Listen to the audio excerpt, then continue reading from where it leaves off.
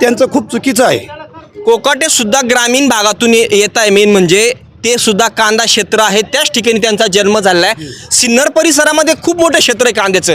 तिथं तर आपण काही व्हिडिओ जर बघितलं असेल तर प्रचंड नुकसान आहे. परंतु परत प्रश्न एकच आहे, कारण की तोच प्रश्न महत्त्वाचा आहे. जे कांदे समजा वावरात ओले झाले, पाऊस उघडल्यानंतर ते शेतकऱ्यांनी उचलले आणि चाळीत आणणारच ना, मग त्याचे पंचनामे व्हायला पाहिजे ना. मग ते म्हणते वावरातले कांदे तेच आपण पंचनामे करू, ते बाकीचं नियमात बसत नाही. नाही, बरं, त्यांचं एकदम चुकीचं आहे. त्यांनी जे विधान केलं आहे अतिशय चुकीचं आहे. त्यांनी सर्व शेतकऱ्यांचा विचार करून त्यांनी सर्वांचं चौकशी करून त्यांनी निर्णय घ्यायला पाहिजे. डायरेक्ट कुठल्याही पद्धतीने बोलून उपयोग नाही. तुमच्या गावात काय परिस्थिती, किंवा नातेवाईक ज्या गावात कांद्याची नुकसानीची परिस्थिती काय? आमच्या गावात परिस्थिती म्हणजे अतिशय भयानक आहे. जो कांदा आम्ही शेतातून घरी आणला तो ओला झाला अवकाळी पावसामुळे. ओला होऊनसुद्धा तो चाळीजवळ ठेवल्यानंतर तो खराबच होऊन गेला.